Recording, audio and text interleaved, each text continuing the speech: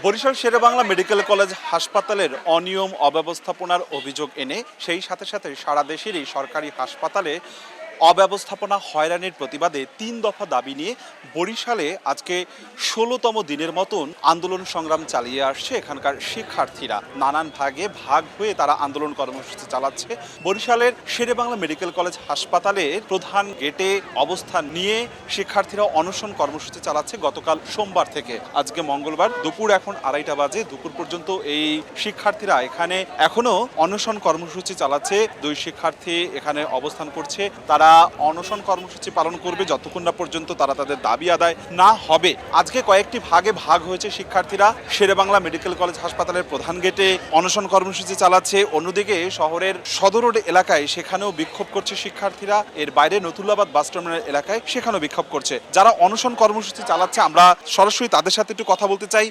আপনি গতকালকে থেকে শুরু করেছেন, গতকাল সোমবার থেকে শুরু করেছেন, এখানকার হাসপাতাল কর্তৃপক্ষ কোনো ধরনের কোনো কথা বলেছে কিনা, সর্বশেষ কি অবস্থা আপনাদের আন্দোলন কর্মসূচি সম্পর্কে জানান আমাদের।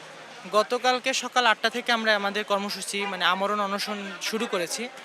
গতকালকে আমাদের সাথে যখন কথা হলো, আমাদের সাথে পরিচালক মহোদয় এসে দুবার দেখা করে গেছে।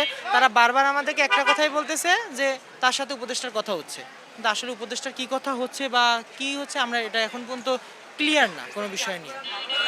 আমাদের যে ৩ দফা দাবি, সেই ৩ দফা দাবি মানার কোনো অযৌক্তিকতা এখানে আমি দেখি না, কারণ প্রতিটাই যৌক্তিক দাবি। আমরা চাচ্ছি শেরেবাংলা সহ বাংলাদেশের যে সকল সরকারি যে হাসপাতালগুলো আছে, উপজেলা পর্যায়ে সকল স্বাস্থ্য কমপ্লেক্স সবগুলো সংস্করণ করতে, কারণ আমাদের যে স্বাস্থ্য খাত, এই স্বাস্থ্য খাতের ভিতরে একটা ভাইরাস আছে। এই ভাইরাসটাকে আমাদের দমন করতে হবে। যখন আমরা ভাইরাসটাকে দমন করতে পারবো তখন আমরা একটা সুস্থ পরিবেশ, সুন্দর পরিবেশ দিতে পারবো। হাসপাতালের পরিচালক যে যুক্তিতে দাঁড় করাচ্ছেন রাতারাতি সম্ভব না, আপনারা তার প্রতি উত্তরে কি যুক্তি দিচ্ছেন?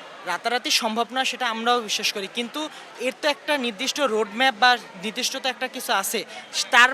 সে শুধু পারবে তার যে অধীনে যে হাসপাতালটা আছে সেটা সংস্কার, কিন্তু বাংলাদেশের সকল হাসপাতাল সংস্কারের জন্য একজন আছে, সেটা স্বাস্থ্য উপদেষ্টা। তার যে নিশ্চুপ, তার যে এখন যে তার যে কোনো নাই, ঠিক আছে, এটা একটা সম্পূর্ণ অযৌক্তিক বিষয়। আমরা চাচ্ছি সকল স্বাস্থ্য ব্যবস্থাকে সংস্কার করতে। একদম পরিষ্কার। এবং এই আন্দোলন সংগ্রামটি শুধুমাত্র যে এখন হচ্ছে এমনটি নয়, এর বাইরে আমরা দেখেছি দীর্ঘ বছর পর্যন্তই বরিশালবাসী এই মেডিকেলের অব্যবস্থাপনা অনিয়ম নিয়ে তারা কথা বলে আসছে, কিন্তু কার্যত কোনো সমাধান হচ্ছে না। বাধ্য এখানকার শিক্ষার্থীরা, তার সাথে সাথে বিভিন্ন শ্রেণী পেশার মানুষও কিন্তু গেল 16 দিন পর্যন্ত আন্দোলনে সম্পৃক্ত হয়ে এখন জোট বেঁধে কার্যত আন্দোলনটি বড় আকার ধারণ করছে। এই আন্দোলনের অন্যতম একজন সংগঠক মহিউদ্দিন রনি, তাকে আমরা দেখতে পাচ্ছি এখানে, তাকে যুক্ত করে নিতে চাই। আমরা দেখছি যে গত 16 দিন পর্যন্ত চালাচ্ছেন, আজকে কয় ভাগে ভাগ হয়ে আন্দোলনটি চলছে। প্রশাসনের পক্ষ থেকে কি বলা হচ্ছে, তারা কি আপনাদের সাথে কোনো কথা বলেছে কিনা? তারা বলছে আসেন আমরা একসাথে বসি। এখন কাহিনী হচ্ছে এখানকার যিনি উপপরিচালক আছেন তার সাথে আমার বসে আসলে কী লাভ। আমি তাকে কালকে স্পষ্ট বলেছি যে ভাই আপনি আমাকে কী বলবেন, ওখানে বসে আসলে কী বলবেন, এখানেই বলেন শুনি। উনি বলতেছে আমার এই সংকট ওই সংকট। আমি তো বলতেছি আমি তো এটা আমি জানি, জেনে বুঝে আমি আন্দোলনে আসছি, এবং আপনার যে এটা করার মতো সক্ষমতা নেই এটাও আমি জানি। সমাধানটা কি চাচ্ছেন? সমাধানটা হচ্ছে এটা উপদেশটা হচ্ছে দায়িত্ব নিয়ে সমাধানটা কী হবে না হবে সেটা হচ্ছে তারা প্ল্যান করুক। রাষ্ট্র কেন হচ্ছে তাদেরকে ওখানে দায়িত্ব দিয়ে বসাইছে, কেন হচ্ছে তাদেরকে ওইভাবে নিয়োগ দেওয়া হয়েছে। আর রাষ্ট্র তো আরও সচিব আছে, আর হচ্ছে অনেক কর্মকর্তা আছে যারা এই স্বাস্থ্য কর্মকর্তা আছে যারা এটা নিয়ে কাজ করতেছে, পলিসি মেকার্স আছে, তারা সবাই মিলে একজোট হয়ে বসুক, সমাধানের একটা হচ্ছে রোড ম্যাপ করুক, তারপর আমাদেরকে বলুক কীভাবে তারা সমাধান করবে। যদি আমাদের কাছে মনে হয় যে না এটা সমাধান করতে পারবে এরকম সিস্টেমে এই ওয়েতে গেলে, আমরা হচ্ছে হাসি মনে সবাইকে নিয়ে আমরা ঘরে ফিরে যাব।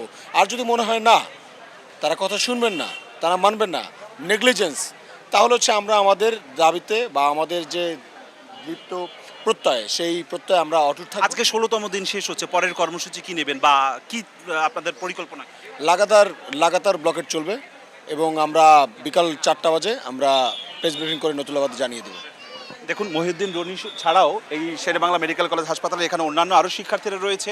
অন্যদিকে যেটা বলছিলাম, শহরের নতুল্লাবাদ বাস টার্মিনাল এলাকায় সেখানে শিক্ষার্থীরা আজকে সকাল 11টা থেকে জড়ো হয়ে স্লোগানে মুখর রাখছে। সেখানেও শিক্ষার্থীরা দাবি করছে তাদের যে 3 দফা দাবি, সেই দাবি পূরণ না হওয়া পর্যন্ত তারা ঘরে ফিরবেন না। শেরেবাংলা মেডিকেল কলেজ হাসপাতাল সহ সারা বাংলাদেশের যত সরকারি মেডিকেল কলেজ হাসপাতাল আছে সেগুলোর সিন্ডিকেট অনিয়ম দুর্নীতির বিরুদ্ধে আমরা রুখে দাঁড়িয়েছি বরিশালবাসী।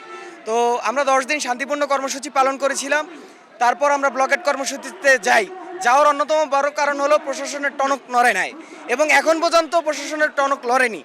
আমরা চেয়েছিলাম স্বাস্থ্য উপদেষ্টা নিজে এসে আমাদের বরিশালের সমস্যার সমাধান সহ সারা বাংলাদেশের সমস্যার সমাধান করুক, কিন্তু দুঃখের বিষয় তিনি তার গদি ছাড়তে পারতেছে না। বর্তমানে আমাদের অনশন কর্মসূচি চলতেছে। আমাদের ছোট ভাইরা মডেল স্কুল অ্যান্ড কলেজের তারা মেডিকেলের সামনে অনশন কর্মসূচি করতেছে। আমাদের নতুল্লাবাদ ব্লকের কর্মসূচি হচ্ছে এবং চৌমাথা এবং রূপাতলিতেও কর্মসূচি আছে ব্লকেটের, সেগুলো সফলভাবে সম্পূর্ণ করা হবে। এছাড়াও যেটা আর কি আমাদের বলার যে স্বাস্থ্য উপদেষ্টার মানে ইনি জনতার ম্যান্ডেটে চলতেছেন না, ইনি সর্বপ্রথম যে ম্যান্ডেটে চলতেছেন সেই ম্যান্ডেট জনতার না। আর 16টা দিন যাবত আমরা মানুষ সিনিয়র যারা আছে আমাদের জুনিয়র অনশনে বসতে পর্যন্ত হলো, আমরা তো সিনিয়র হিসেবে ব্যর্থ যে আমরা কিছু বলতে পারতেছি না। শেরেবাংলা হসপিটাল দুর্নীতি দালালদের দমনের জন্য হচ্ছে আমরা নেমেছি। বরিশালবাসী যেন হচ্ছে সুষ্ঠু বিচার পায়, সুষ্ঠু চিকিৎসা পায়, সে উদ্দেশ্য করে হচ্ছে আজকে আমরা এই মাঠে নেমেছি। রোগী নিলে টলিতে 200 টাকা নেয়, হুইলচেয়ার 100 টাকা, ঠিকমতো ডাক্তার আসে না, রোগীকে অনেক ভোগান্তি। মাদ্রাসা থেকে শুরু করে স্কুল কলেজ ভার্সিটি সকলে আজকে নিজের খাইয়া নিজের বাড়ায় আজকে ময়দানে আসছি। এই বরিশালবাসী যেন সুস্থ চিকিৎসা পায়, ভালো চিকিৎসা পায়, যেন বৈষম্যের শিকার না হয় এবং কোনো দুর্নীতির শিকার না হয়, যেন সঠিক বিচারটা এবং সঠিক আমাদের বাস্তবায়নটা যেন আমাদের উপদেষ্টা মেনে নেয়। কার্যত এখন ধীরে ধীরে এই আন্দোলনটি কিন্তু বৃহৎ আকার ধারণ করছে। বরিশাল থেকে যে আন্দোলনের সূত্রপাত হয়েছে শেরেবাংলা মেডিকেল কলেজ হাসপাতালের মধ্য দিয়ে শুরু করা এই আন্দোলন এখন তারা দেশের সমস্ত সরকারি হাসপাতালগুলোতেও সংস্কারের আওতায় আনতে হবে। যতক্ষণ না পর্যন্ত স্বাস্থ্য উপদেষ্টা এর সুষ্ঠু সমাধান না করবে ততক্ষণ পর্যন্ত এই আন্দোলন চালিয়ে যাবার ঘোষণা দিয়েছে এখানকার আন্দোলনকারী সংগঠক শিক্ষার্থীরা। বরিশাল থেকে আমার কাছে সবশেষ এতটুকু খবর ছিল।